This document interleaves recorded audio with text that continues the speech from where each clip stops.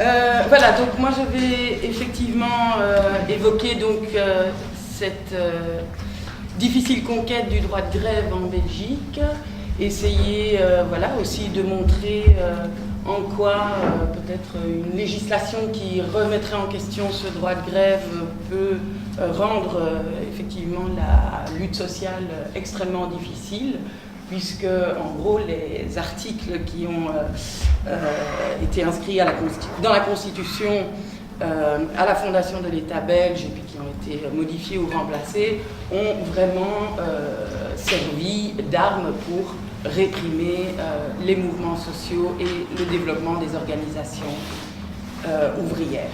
Alors peut-être, mais très rapidement, parce que j'imagine que la plupart d'entre vous ont quand même quelques éléments d'histoire sociale de Belgique et d'histoire ouvrière. Voilà, peut-être tout d'abord rappeler qu'au milieu du 19e siècle, la Belgique est bien la seconde puissance industrielle au monde, après l'Angleterre, et que c'est le charbon qui est effectivement la cause de l'industrialisation de la Wallonie.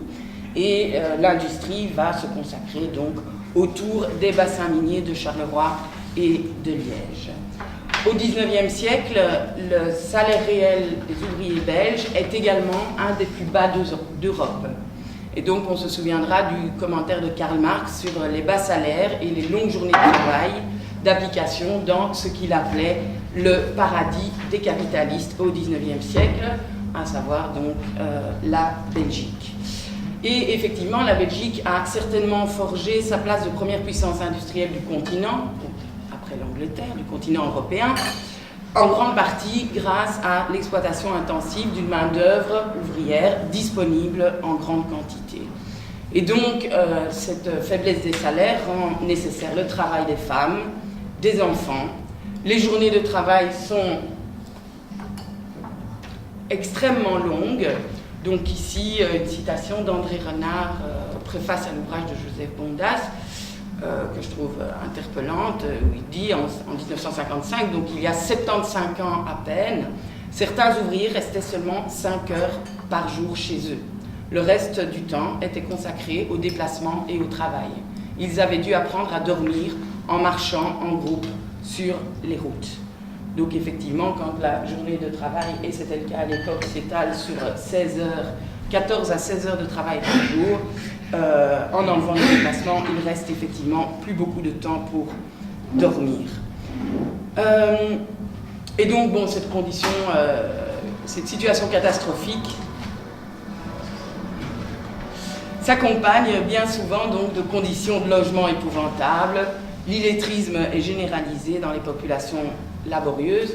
En revanche, la Belgique n'est effectivement pas un pays de chômage avant 1914. Alors donc, rapidement, parmi les facteurs qui peuvent expliquer cette situation particulièrement pénible de la classe ouvrière belge, on peut citer, donc très rapidement, la présence d'un patronat particulièrement réactionnaire, donc en lien avec les faiblesses structurelles de la production industrielle belge, et notamment le patronat charbonnier, la résistance évidemment des gouvernements conservateurs, catholiques et libéraux contre toute intervention de l'État en matière sociale, et ce au nom donc, de la doctrine libérale du laisser-faire, du laisser-passer. Et donc dans les chefs du parti catholique, qui, il faut le rappeler, règne quand même sans partage de 1884 à 1914, il s'agit également, de manière beaucoup plus pragmatique et opportuniste, en fait, d'éviter que la création d'organismes sociaux étatiques ne réduise le rôle des œuvres caritatives chrétiennes, qui sont la principale base, évidemment, de l'influence de l'Église et du parti catholique.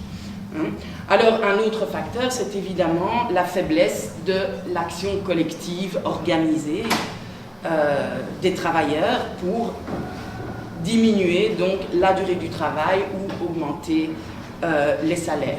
Et donc dans ce contexte de faiblesse des organisations, les patrons imposent effectivement leur vue sans trop de difficultés. Donc ici, bon, c'est un tableau qui reprend la situation après la guerre, mais avant la guerre, donc la Belgique est représentée en bleu, c'est véritablement un des pays d'Europe qui présente les plus faibles taux de syndicalisation. Donc on va expliquer pourquoi évidemment cette situation, mais quoi qu'il en soit, en Belgique, avant 1914, le système des conventions collectives de travail est effectivement bien à la traîne par rapport à d'autres pays européens. Il est très peu développé. Il y a quelques accords régionaux collectifs, mais ils sont extrêmement rares. Donc on peut citer le secteur du livre à Bruxelles, le textile lainier verviétois, mais la situation est un peu particulière à Verviers, ceux intervenus dans la carrosserie bruxelloise, dans la manutention portuaire anversoise et dans l'industrie du bâtiment à Gand. Mais globalement, en fait, les seules professions à obtenir une limitation de la journée du travail et des tarifs interprofessionnels de salaire sont celles des métiers hautement qualifiés des villes et fortement organisés, donc qui, eux, ont pu constituer de fortes organisations de travailleurs. Hein, et notamment pour un certain nombre sur la base de méthodes, en reprenant des méthodes, donc des compagnonnages qui les avaient précédés, donc particularisme, égoïsme professionnel, monopole, fermeture du métier, donc des pratiques qui relèvent en fait des anciens systèmes de corporation. Mais étonnamment, ce n'est pas les ouvriers dont la situation était la plus difficile qui ont été les premiers à s'organiser. Hein? Et donc, en fait, cette quasi-absence d'organisation ouvrière dans de nombreuses industries, et surtout dans les grandes industries, contribue, explique en grande partie donc, ce long statu quo défavorable à la classe ouvrière belge. En effet, les travailleurs donc, vont se retrouver dans un cercle vicieux, puisque ce rapport défavorable de force donc, va peser à son tour sur leur capacité à s'organiser. En effet, il est extrêmement difficile de s'engager dans une activité d'une association professionnelle, d'engager du temps, de l'énergie, lorsque on preste des semaines de 56 à 60 heures de travail. Alors, évidemment, dans tout ce contexte, et c'est ce qui nous occupe ici, la législation défavorable à toute action ouvrière collective a bien sûr pesé très fortement sur l'état des organisations ouvrières et sur les possibilités de l'action ouvrière, et donc partant sur l'action ouvrière elle-même. Donc je vais à présent développer donc, cette législation qui a été mise en place contre l'action ouvrière. Donc pour rappel, au moment de la Révolution française, le système des corporations, donc l'organisation encore des artisans en corps de métier, donc qui remonte en fait au Moyen-Âge, donc les corporations vont être abolies par une loi qui s'appelle donc la loi d'Allard. Donc elle abolit les corporations, et ce, au nom de la liberté du travail, de la liberté d'entreprendre. Alors, cette loi d'Allard, elle va évidemment provoquer un problème, c'est-à-dire qu'elle va faire exploser au grand jour des contradictions, des tensions entre les différents statuts sociaux qui avant étaient encadrés, si on veut, dans les corporations, mais là, elles vont vraiment exploser au dehors des corporations. Et donc, cette loi d'Allard va être complétée le 14 juin 1791 par la fameuse loi Le Chapelier, qui va non seulement donc interdire les corporations, mais également toutes les coalitions, à savoir donc les organisations, tant de patrons que de salariés, en vue de défendre des intérêts prétendus communs, ou autrement dit, en vue d'influencer le contrat de travail. Hein, donc désormais, en fait, toute association ouvrière sera interdite par la loi et donc considérée comme un délit. Donc la Belgique, vous le savez, passe sous une domination française en 1795.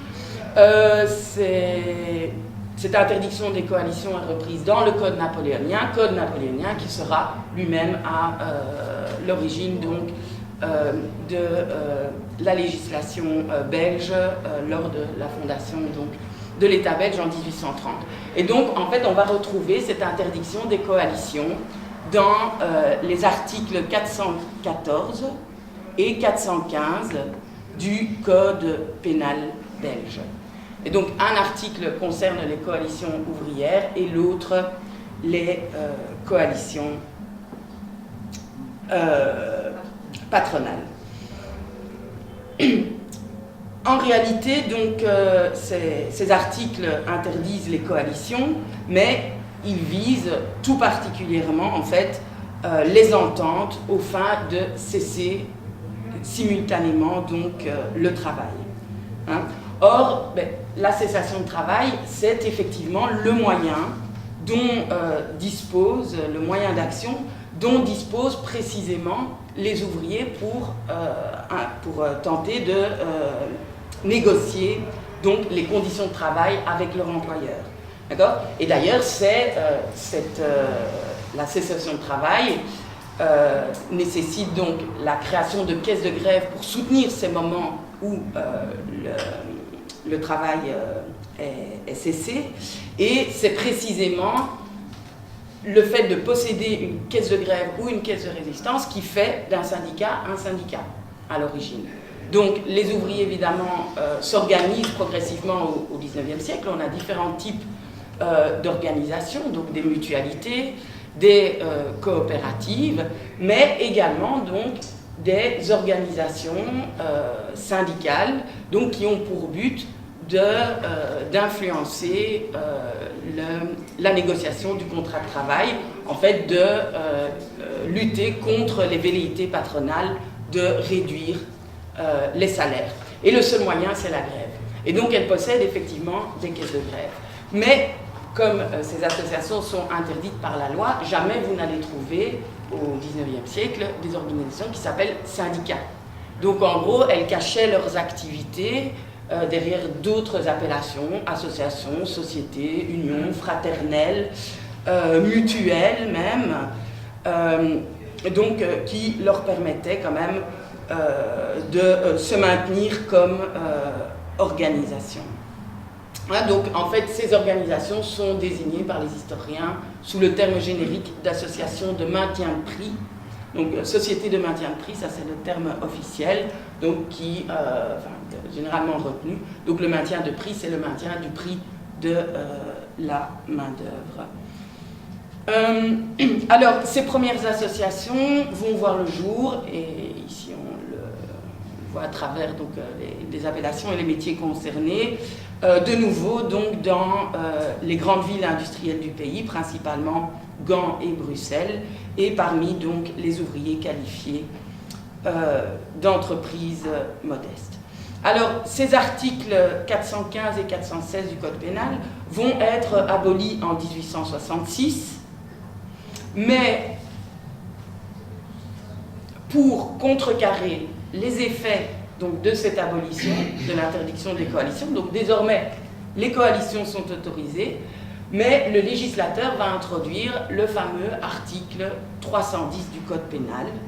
Et cet article, vous pouvez le lire ici, donc punit d'amende, voire d'emprisonnement, si vous avez les détails, toute personne, donc théoriquement il concerne autant les ouvriers que les patrons, toute personne qui, dans le but de forcer la hausse ou la baisse des salaires, ou de porter atteinte au libre exercice de l'industrie ou du travail, aura commis des violences, proféré des injures ou des menaces, donc un regard peut être très menaçant, prononcer des amendes, des défenses, des interdictions ou toute proscription quelconque, soit contre ceux qui travaillent, soit contre ceux qui font travailler.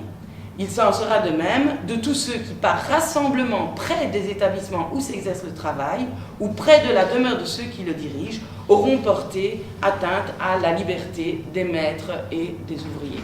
C'est-à-dire donc que tout rassemblement devant une entreprise est effectivement donc punissable d'amende ou d'emprisonnement. Et donc, très concrètement, les organisations syndicales peuvent exister, mais elles n'ont absolument pas les moyens de leur action, puisque tout piquet de grève peut désormais être punissable, et même quasiment toute participation à un conflit gréviste peut faire l'objet donc de sanctions.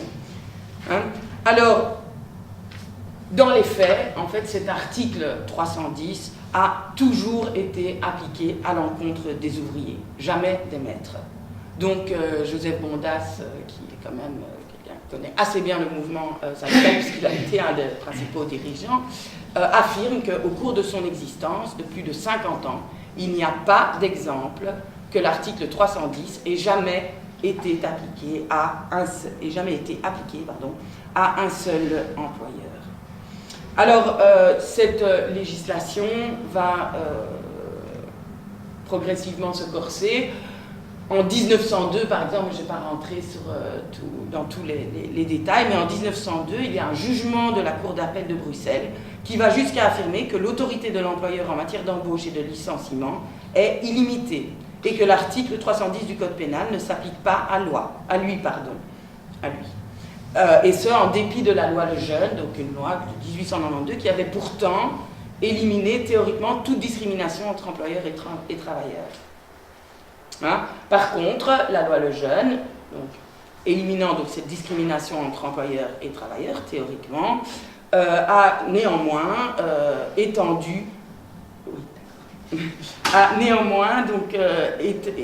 élargi le champ des peines encourues par la loi, et ceux-ci ont été bien utilisés. Désormais, même le piquet le plus pacifique se trouve punissable. Hein? Et donc ici,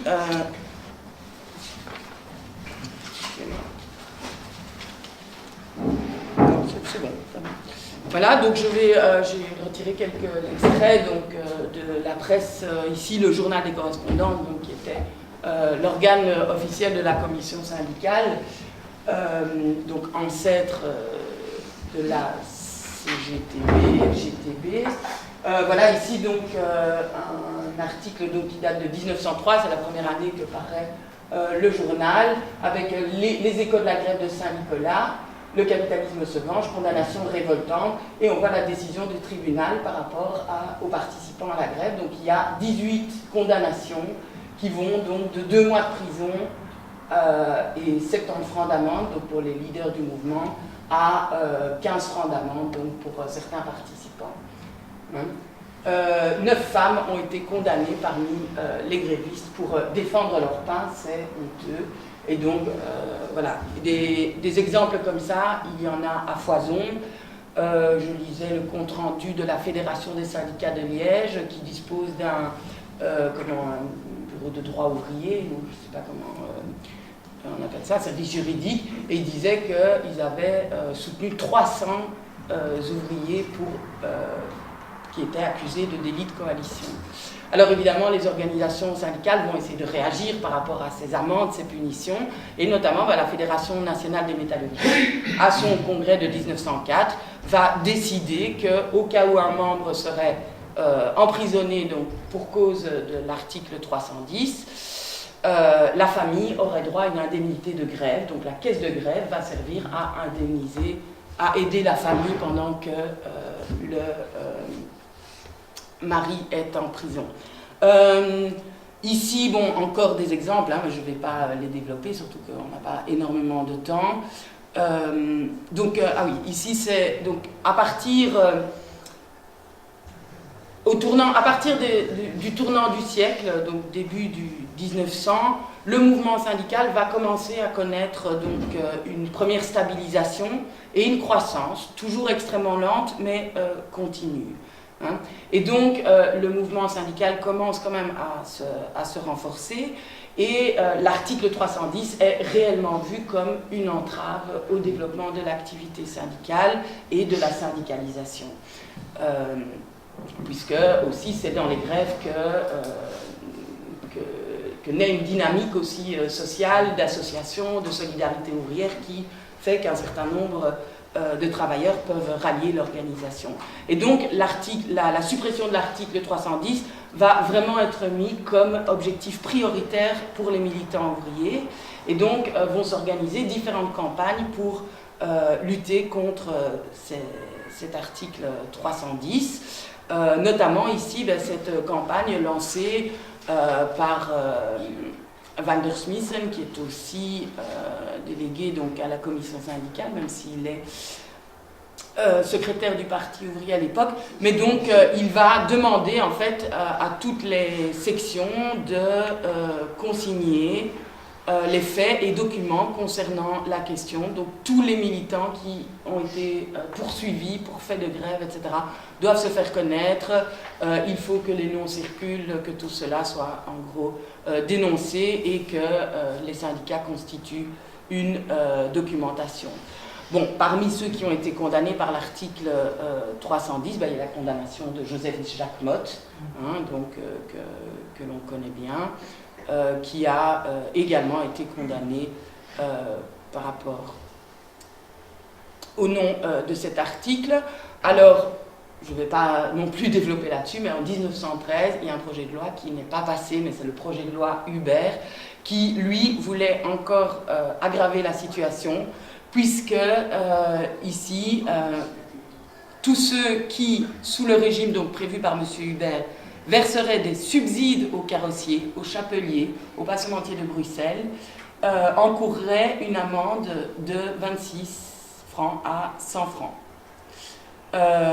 En fait, le projet de loi Hubert, c'est de dire qu'en fait, tous ceux qui ne fût-ce que soutiennent ou appuient une grève, soutiennent financièrement ou prêtent de l'argent à un gréviste, peuvent également être condamnés.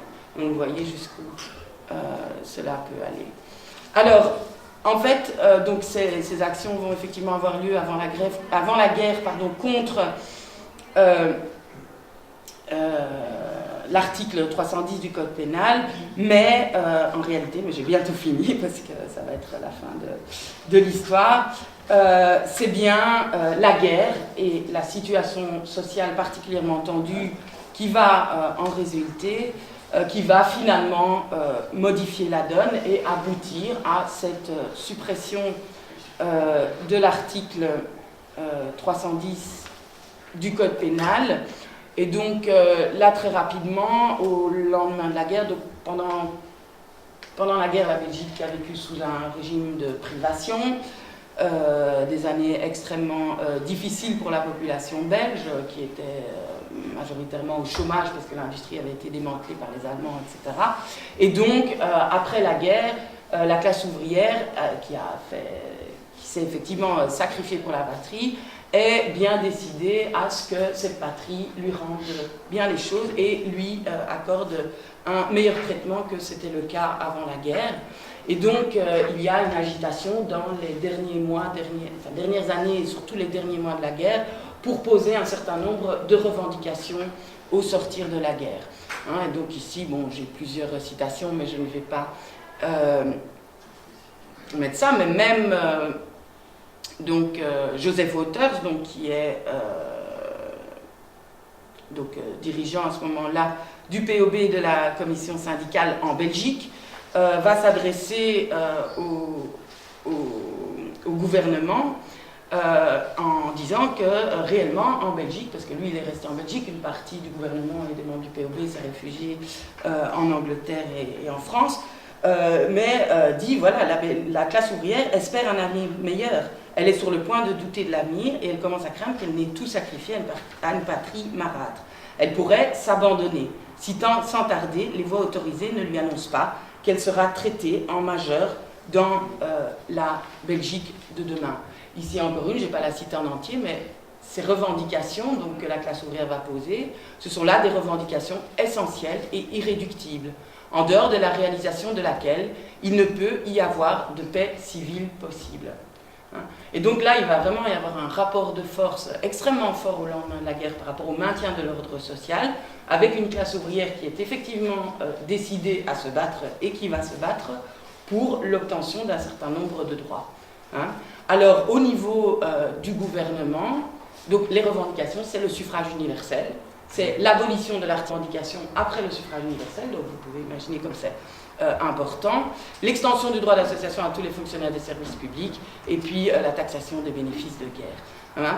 Et donc, par rapport à ça, en fait, le gouvernement, donc il y a les accords de l'Open, les discussions, et le roi va effectivement promettre le suffrage universel et l'abolition de l'article 310.